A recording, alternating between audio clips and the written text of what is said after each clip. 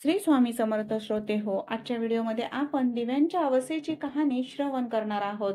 कारण आषाढ महिन्यातील दर अमावस्या म्हणजेच दिव्यांची अमावस्या असे म्हटले जाते. दिवा हा आपल्या जीवनामधील अंधकार दूर करून आपले जीवन प्रकाशमान बनवतो.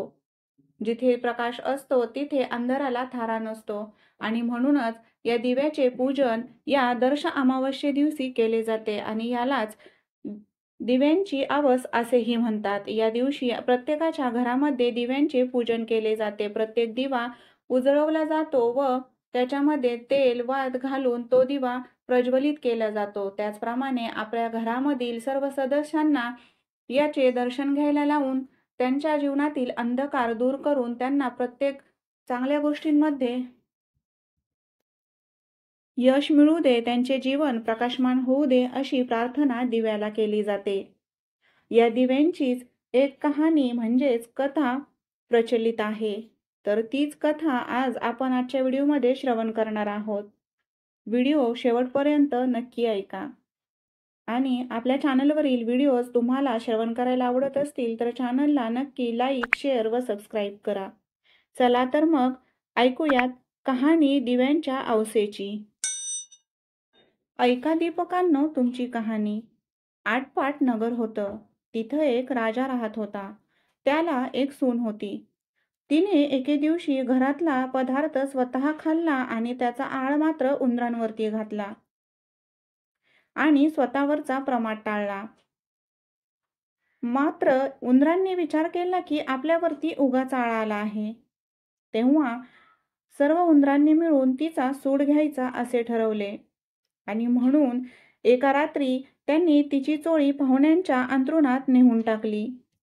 दुसरे दिवशी मात्र राजाच्या सुनेची फजिती झाली. सासूदिरांनी तिची निंदा केली आणि तिला घरातून घालवून दिली. राजाच्या सुनेचा रोजचा नियम असायचा की ती रोज दिवे घासायची, त्यामध्ये तेलवात करायची, स्वतः ते लावायची आणि खडी साखरेनं त्या दिव्यांमधील सर्व ज्योती सारायची. दिव्यांच्या अमावस्येच्या दिवशी सर्व दिवांना चांगला नैवेद्य दाखवायची. त्याचप्रमाणे ही घरातून निघून गेल्यानंतर हे सर्व बंद पडलं. पुढं ह्या अवसेच्या दिवशी राजा शिकारीवरून येत होता. एका झाडाखाली मुक्कामास थांबला तर तिथं त्याच्या दृष्टीस एक चमत्कार पडला. आपल्या गावातील सर्व दिवे अदृश्य रूपाने त्या झाडावरती येऊन बसलेले त्याला लक्षात आले. ते सर्व दिवे एकमेकांपाशी गप्पा गोष्टी करत होते. कोणाच्या घरी जेवावयास काय होते, कशी कशी पूजा मिळाली वगैरे एकमेकांची चौकशी करत होते. सर्वांनी आपापल्या घरी घडलेली हकीकत सांगितली. त्यांच्या मागून राजाच्या घरचा दिवा सांगू लागला.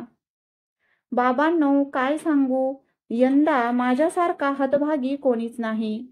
मी दरवर्षी सर्व दिव्यांमध्ये मुख्य असायचो. माझा थाटमाट जास्ती व्हायचा. मात्र यंदा अशा विपत्तीत दिवस काढावे लागत आहेत. असं म्हटल्यानंतर सर्व दीपकांनी त्याला विचारलं, असं काय झालं म्हणून तुला अशा विपत्तीमध्ये दिवस काढावे लागत आहे? मग राजाच्या घरचा दिवा सांगू लागला. बाबांनो, काय सांगू, मी ह्या गावच्या राजाच्या घरचा दिवा.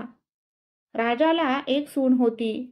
तिनं एके दिवशी घरातला पदार्थ स्वतः खाल्ला आणि त्याचा आळ उंदरांवरती घातला व स्वतःवरचा प्रमाद टाळला.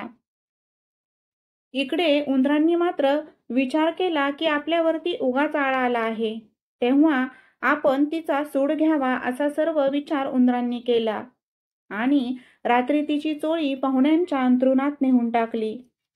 दुसरे दिवशी तिची फजिती झाली. सासूदिरांनी तिची निंदा केली व तिला घरातून घालवून दिली आणि म्हणून ती घरात नसल्यामुळे आता माझी पूजा होत नाही. म्हणून मला असे दिवस काढावे लागत आहेत. कारण ती दरवर्षी माझी मनोभावे पूजा करत असे. ती जिथं कुठं असेल तिथे खुशाल असो असा आशीर्वाद दिव्याने राजाच्या सुनेला दिला. हा घडलेला सर्व प्रकार राजानं श्रवण केला आपल्या सुनेचा कोणताही अपराध नाही अशी राजाची खात्री झाली. म्हणून तो घरी आला व आपल्या सुनेला कोणी प्रत्यक्ष पाहिले आहे का, ती कुठे आहे अशी चौकशी केली. तिला मेना पाठवून घरी आणले आणि झालेल्या गोष्टीची क्षमा मागितली. त्यानंतर ती सुखानं रामराज्य करू लागली. जसा तिला दीपक पावला आणि तिच्यावरचा आळ टळला, तसा तुमचा आमचा टळो ही 60 उत्तराची कहाणी 5 उत्तरी सुफळ संपूर्ण.